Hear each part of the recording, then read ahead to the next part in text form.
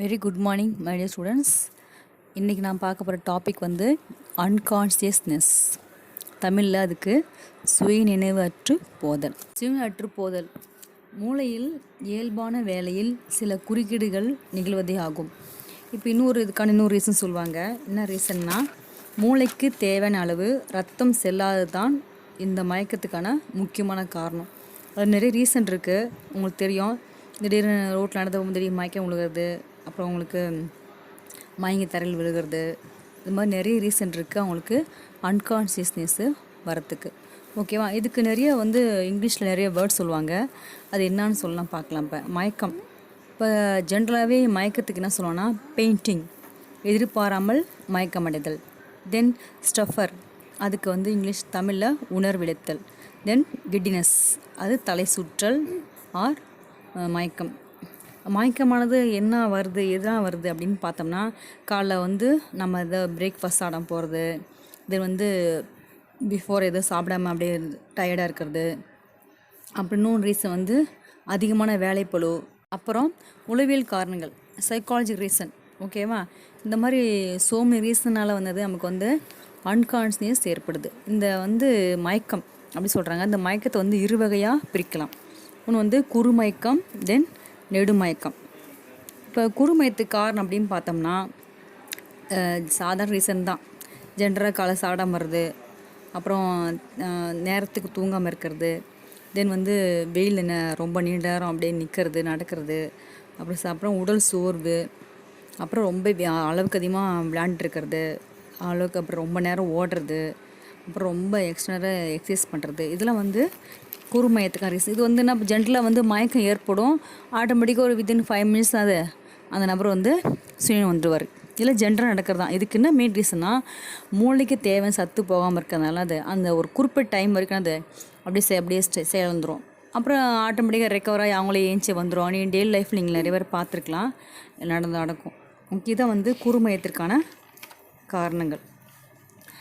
இன்னும் ரீசன் சொல்கிறாங்க, சைக்காலஜிக்கல் ரீசனை சொல்கிறாங்கன்னா, நீங்கள் எப்படி ஸ்கூல் லைஃப்பில் பார்த்துருப்பீங்களா, திடீர்னு டீச்சரை பார்த்தோ யாரை பார்த்து பயந்து அப்படி டக்குன்னு மயக்கம் நிற்கல வருது, திடீர்னு பதற்றம், எதுவும் பயம், அப்படி நிறைய ரீசன் இருக்குது. எதுக்கு தேவையில்ல பயம் ஏற்பட்டு திடீர்னு மயக்கம் நிற்கல வருது, அப்புறம் திகில் அப்புறம் திடீர்னு இழப்பு, திடீர்னு கவலை, இதெல்லாம் சைக்காலஜிக்கலாக அது ஒரு நபர் அதை நினச்சி அப்படியே மயக்கம் போட்டு விழுகிறது, அது ஒன்று. அப்போ திடீர்னு கேள்விப்பட்ட திடீர்னு அதிர்ச்சிற விஷயம் பேசினாலும் டக்குன்னு அவங்க என்ன பண்ணுறாங்க, மயக்கம் போட்டு கீழே வந்துடுவாங்க. அப்புறம் தேவையில்லாமல் அழுதுகிட்டே இருக்கிறது, நிறைய ரீசன் இருக்குது சைக்காலஜிக்கலாக பார்த்தோம்னா. இதெல்லாம் ஷார்ட் டேர்ம் தான், அப்புறம் ஈஸியாக அவங்க ரெக்கவர் ஆவாங்க. ஓகேவா? இதை குறுமயக்கத்திற்கான காரணங்கள். நெக்ஸ்ட் நம்ம பார்க்க போகிறதுக்கான ரீசன் நெடுமயக்கம். நெடுமயக்கம் பார்த்தோம்னா கோமா தான் வச்சுக்கோங்களேன். கோமா இப்போ நிறைய ரீசன் இருக்குது. ஆக்சிடெண்ட் ஆகிறது, திடீர்னு அவங்க மூளையில் ஏதாச்சும் இடர்பாடு ஏற்பட்டு அவங்களுக்கு அப்படியே லாங் டைம் அவங்களுக்கு ப்ராப்ளம் அவங்க அன்கான்ஷியஸ் போகிறது, சோ மெனி ரீசன் இருக்குது.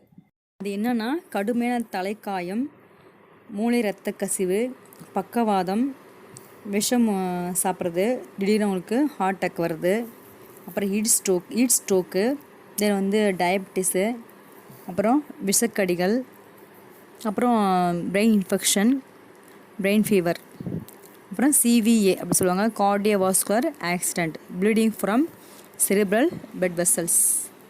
இது மாதிரி நிறைய ரீசன் இருக்குது அன்கான்ஷியஸ்னஸ்க்கு. நெக்ஸ்ட்டு அடையாளங்கள், அறிகுறிகள். இது மாதிரி மயக்கம் அடிக்கிறவருக்கு என்ன ஆகுனா, திடீர்னு அவங்களுக்கு முகம் வெளுத்து போகும், நெத்திலையும் மூக்குலேயும் வேர்வை துளி உருவாகும், தோல் குளிர்ந்து பிசுபிசாக மாறும், நாடுத்துடிப்பு வேகமாக இருக்கும், சில டைமில் வலிவற்றும் காணப்படும், சிறிது நேரம் ஓரளவு உணர்வற்று போயிடுவாங்க, திடீர்னு அவங்க டக்குன்னு தலையில் சாஞ்சு விடுவாங்க. இதான் சைன் சிம்டம்ஸு. இதுக்கான பொதுவான சிகிச்சை என்னென்னு பார்க்கலாம். இப்போ சிகிச்சைன்னு பார்த்தோம்னா, அவங்க கீழே விழுந்துருவாங்களா, என்ன செய்யணும், கீழே மல்லாந்து அவங்கள படுக்க வைக்கணும், கால்களை உயர்த்தி வைக்கணும், தலையை ஒரு பக்கமாக சாய்ச்சி வைக்கணும்.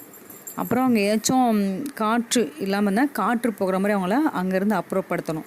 அதுக்கப்புறம் கழுத்து, மார்பு, இடுப்பு துணி கொஞ்சம் நம்ம தளர்த்தணும் தேவைப்பட்டால், இல்லாட்டி தேவையில்லை. உடனே வந்து சுயநினைவு திரும்பலைன்னா மீட்பு நிலை. மீட்பு நிலைனா வந்து அவங்க ஒரு பக்கமாக ஒரு கழிச்சு படுக்க வச்சு அது பண்ணுறதா மீட்பு நிலைகள். ஓகேவா?